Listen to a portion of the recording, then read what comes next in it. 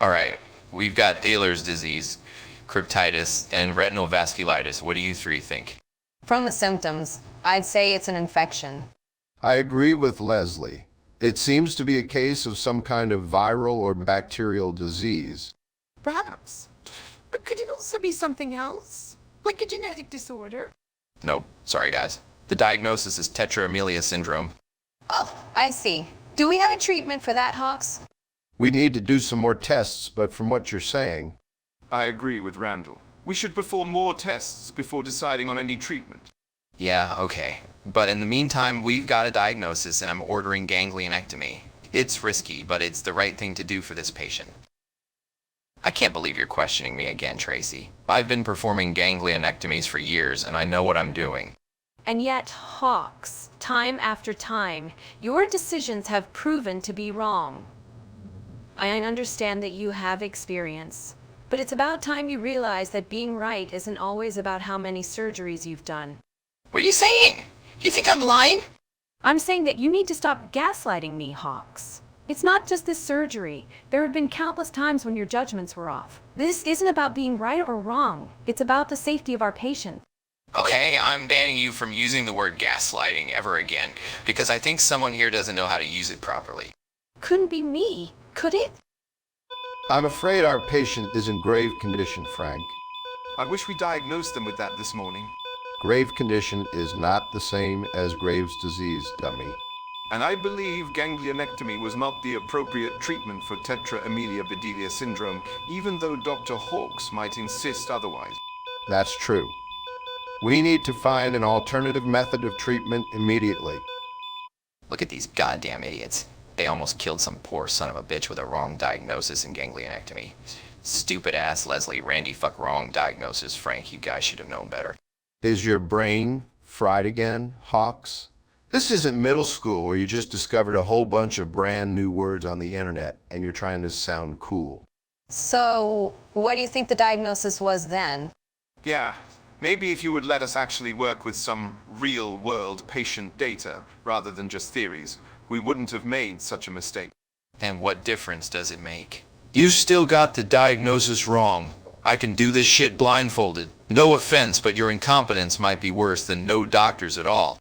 But Hawks, we're trying to learn from our mistakes.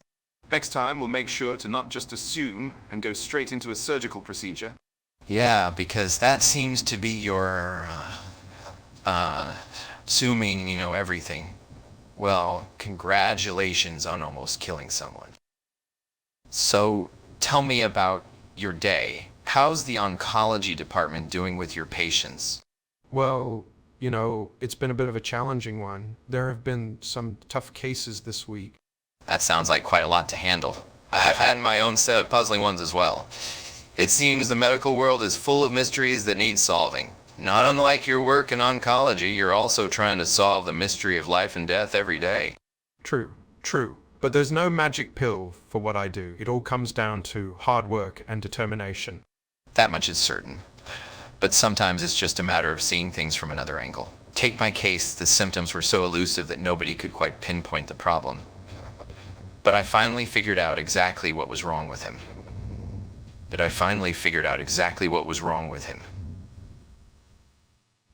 It's always rewarding when you can help someone in need. Yes, it is indeed satisfying to know we've made a difference in people's lives.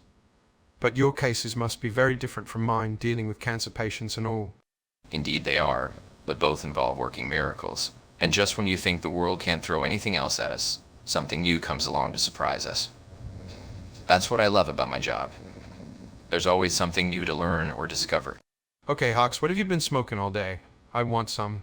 You sure you want to know? Mister, I love people who have cancer because it pays for my crusty four-door sedan. I drive to a very depressing job with demanding clients. At least I don't have idiot doctors on my team.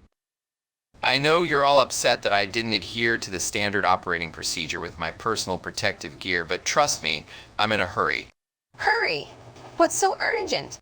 Johnson found out what I've been smoking and he's gonna rat on me. That's a load of crap. There's no way you didn't lie to him about your vices.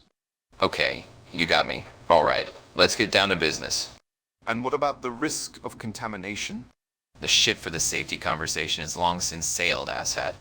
Tetra amelia syndrome was wrong. What does wrong mean in this context? What other context does wrong mean? Anything other than the opposite of right? You're saying you've discovered a new diagnosis? That's right.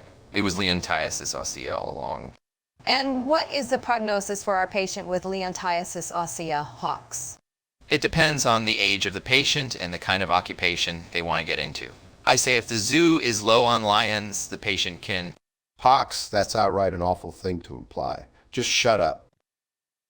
Well, congratulations to me on not being a complete moron this time.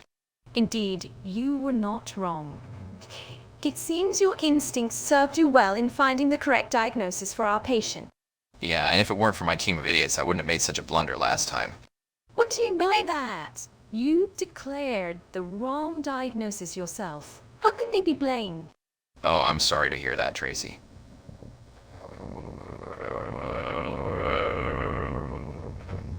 But I've had enough of this conversation with the great Tracy. I'd rather be back on the wards than wasting my breath talking to someone who can't see beyond their own ego. That's rich coming from you, Hawks. The only person who needs to worry about an inflated ego is you, always trying to shift the blame onto others. Are you willing to call my bluff? I'll gladly put you back on ward duty emptying bedpans for a week if it means you'll be out of my face. Would you really risk the safety of my other patients with rare illnesses for an entire week? We've seen time and time again where your doctors have worked fine without you for a few days, if not better. Then maybe put them on bedpan duty.